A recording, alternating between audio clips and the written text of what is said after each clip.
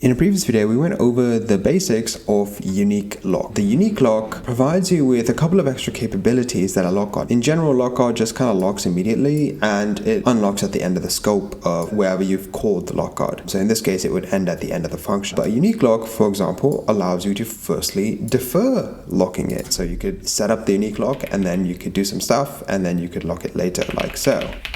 The unique lock will ensure that it unlocks at the end of the scope. But at the same time, if you wanted to lock and unlock inside this code, you could do that as well. So unique lock essentially provides you with a couple of extra features that a lockout doesn't. And the situation where it's actually really useful is if you're creating something like a consumer/producer thread. And that's what I want to go over in this video, is actually a real life use case of where you could use a unique lock and how we can use a conditional variable that utilize those extra features of the unique lock to allow us to create complex code like a producer and consumer thread. I was able to create a simple little program to showcase the usefulness of unique lock. We've got a consumer and a producer. We've essentially got this data queue. There's just a queue of integers, and the producer is just going to put some integers into it, and the consumer is just going to take those integers out and read the value. And we're not even going to do anything complex. It's not going to be done in a for loop or anything. It's just going to be a very simple. Producer is going to produce one data point, and the consumer is going to consume that one data point. And in order to showcase the usefulness of unique lock, we're going to also need to create this conditional variable, and this will come in handy later. So let's take a look at what we're doing. In the first line of the consumer, we are using a lock. Now, if you recall, unique lock automatically locks, right? We're not deferring the locking of this mutex. We're immediately locking. I've set up the code so that in most cases, the consumer gets the mutex first because the producer is waiting for about 100 milliseconds in every case. So let's just say that in most cases, the consumer is locking this mutex. In this case, we would generally have a lock situation because the producer also uses the same mutex. The producer would never be able to get this mutex. Well, that's where unique lock and the conditional variable comes into play.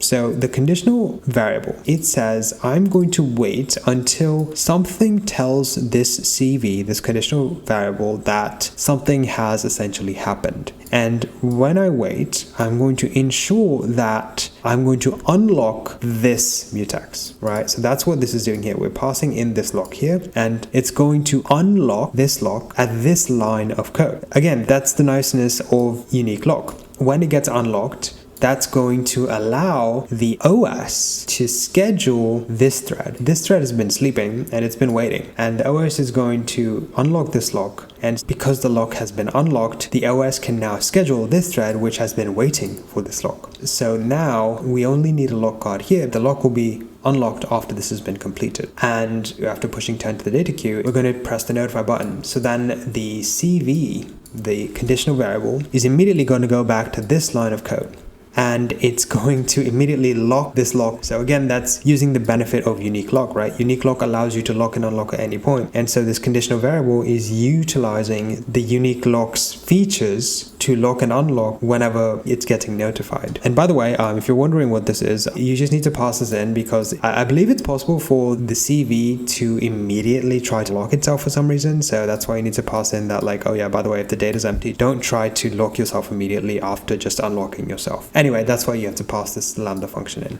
Point is, after that is completed, you can just get the front variable and then you can print that variable right here. So let's just run this real quick. So if I make that program and run, you're going to see that first the consumer has started, but then the producer has pushed 10 into the queue, and then the consumer has pulled 10 from the queue. So again, the consumer has started here, it's locked the variable, but at this point, because we're using unique lock, the CV, the conditional variable, has been able to unlock it, thus allowing the producer to produce the data right here, push it onto the data queue, and then cv.notify is able to get it back to this line of code. Now, there is a way to do this without using the conditional variable, and that requires kind of just looping and checking every 10 milliseconds or every 50 milliseconds, like just letting the consumer just keep looping. That ends up not being a good idea because in this case, sure, it's possible that, the producer is going to be really fast, so, we can loop every 10 milliseconds, but in other cases, that might not really make sense. Like if you've got some, let's just say some sort of API request or some sort of message queue, right? For example, suppose some users like typing in tokens and then before they press enter, they're just like thinking about the query that they put in the LLM and they're like, is this the query that I really want, or do I want to add something else here? And then they press enter. That might actually push that string text into some sort of queue, which you may have to process. But as you can imagine, the user could take a long time to come up with that prompt. And in that case, it would be very, very frustrating if the consumer kept checking every 10 milliseconds, 10 milliseconds, 10 milliseconds, like, is it done? Is it done? Is it done? No, this is not a good idea. So in that case,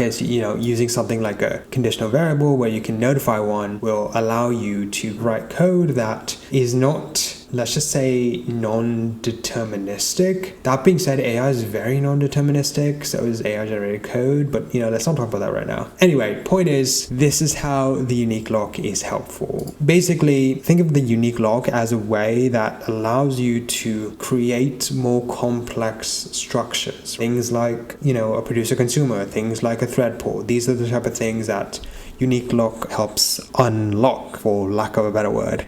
And yeah, that's what I want to talk about in this video. If you've made it this far, hit the like button and consider subscribing for more random C++ deep dives just like this. I'm actually thinking about learning a little bit about GPU programming, maybe making videos on that later. Anyway, thanks for watching and I'll catch you guys next time.